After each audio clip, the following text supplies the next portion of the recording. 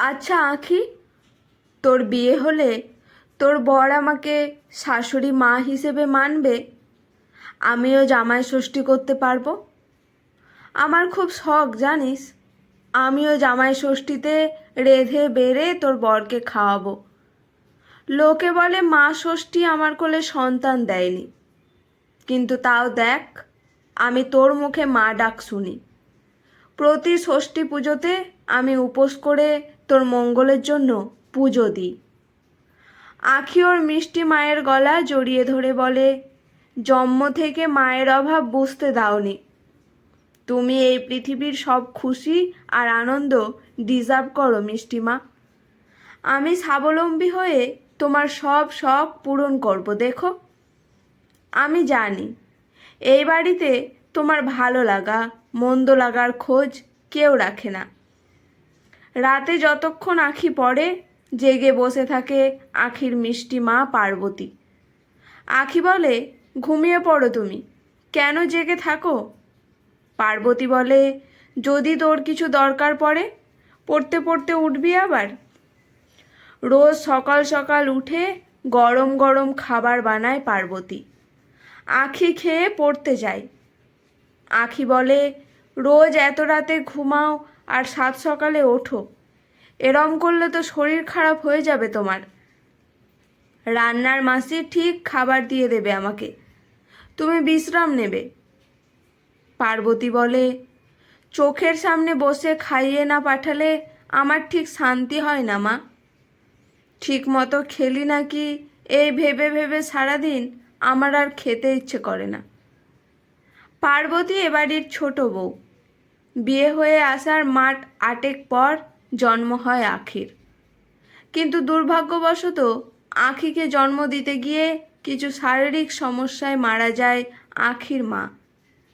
তখন ছোট্ট মেয়েটাকে কোলে তুলে নেয় পার্বতী। খুব যত্ন করে মা মরা মেয়েটাকে বড় করতে থাকে সে। কিন্তু পার্বতীর কপাল মন্দ। বিয়ের মাত্র 2 বছরের মাথায় পথ দুর্ঘটনায় মারা যায় পার্বতীর স্বামী।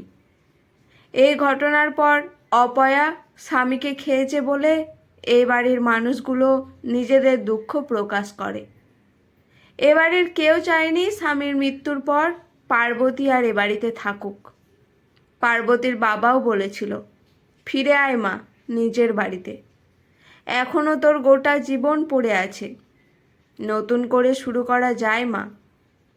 কিন্তু ছোট্ট আঁখিকে ছেড়ে পার্বতী বাপের বাড়ি চলে যায়নি। অদ্ভুত এক মায়া আটকে রেখেছিল ওকে। তাই শ্বশুর বাড়ির মানুষজনের নানা কুকথা শুনেও পার্বতী থেকে গেছে এ বাড়িতে। কিছু বছর পর আঁখির বাবা দ্বিতীয় বিয়ে করেছে। তাদের একটা ছেলেও হয়েছে। আঁখির নতুন মা নিজেকে আর তার ছেলেবরকে নিয়ে মত্ত। আঁখির প্রতি তার কোনো আগ্রহ নেই। তবে আঁখির সাথে খারাপ আচরণ করার সাধ্য তার নেই। আঁখির ঠাকুমা ভীষণ কঠোর মনের মানুষ। তার ওপর আঁখি এ বাড়ির একমাত্র মেয়ে। আঁখির এক জেঠু বাইরে থাকে, তারও 2 ছেলে। এ বাড়িতে মেয়ে বলতে একমাত্র আঁখি। কলেজে পড়তে পড়তেই আঁখির বাবা ওর বিয়ে ঠিক করে।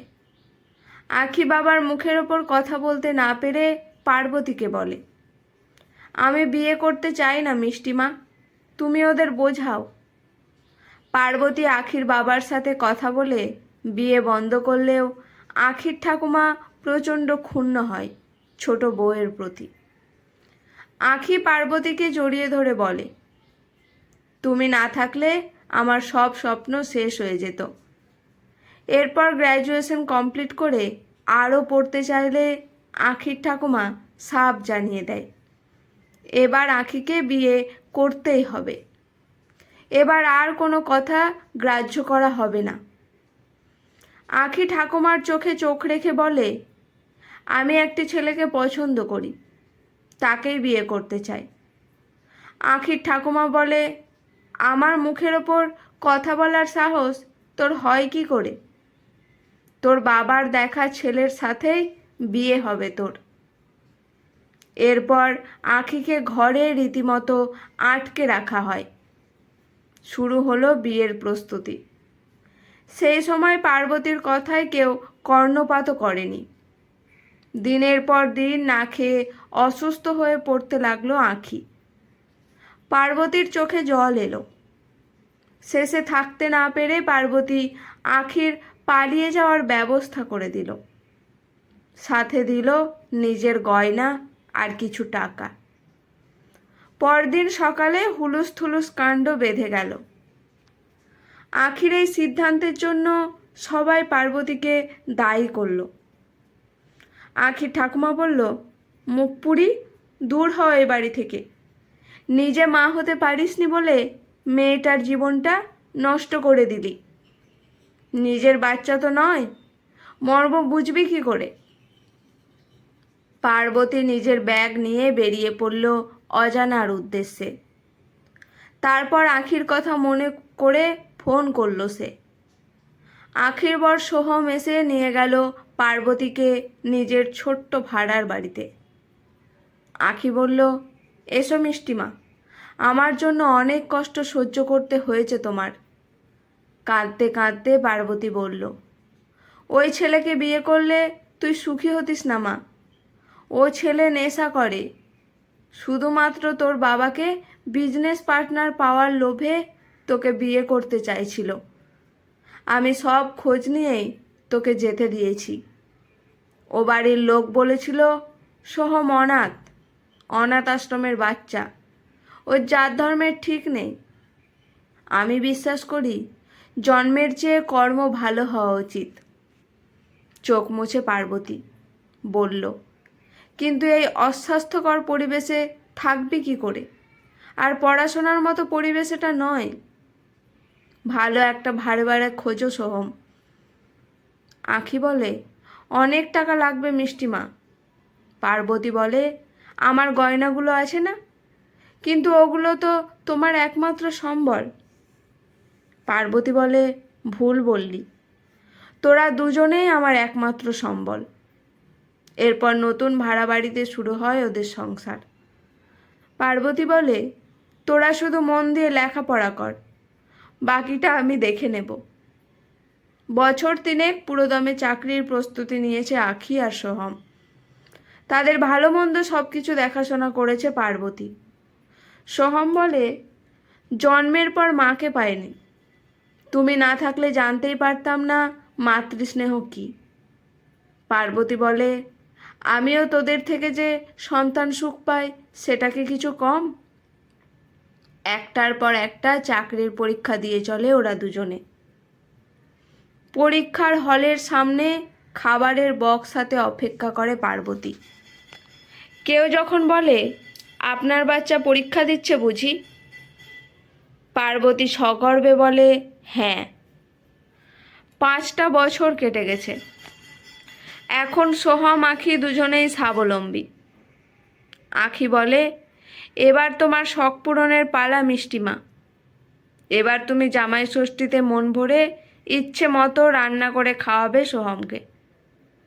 পার্বতীর মুখে আনন্দের হাসি।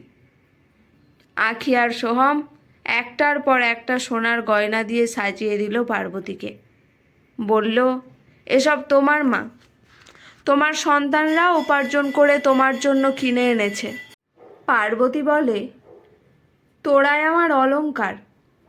সোহম বলে, একটু একটু করে তোমার সব ভালো লাগা পূরণ করব আমরা মা। তুমি সবসময় আমাদের সাথে থেকো। ধুমধাম করে জামাই ষষ্ঠী করলো পার্বতী। আজ সে খুব খুশি।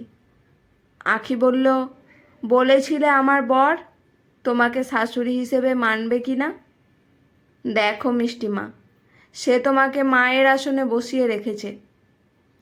রক্তের সম্পর্কে শুধুমাত্র মানুষ আটকায় না, অনেক সময় মায়াও মানুষকে বেঁধে রাখে অটুট বন্ধনে। এই পৃথিবীতে অনেক মানুষ আছে যারা সন্তান জন্ম না দিয়েও মায়ের দায়িত্ব পালন করে চলেছে পুরো দমে। তারা স্বার্থ বোঝে না, অর্থ বোঝে না, বোঝে শুধু ভালোবাসা। আজকের গল্পটি এখানেই সমাপ্ত। গল্পটি কেমন লাগলো অবশ্যই কমেন্ট করে জানাবেন। গল্পটি শুনে ভালো লেগে থাকলে, মন ছুঁয়ে গেলে চ্যানেলটি সাবস্ক্রাইব করে পাশে থাকবেন।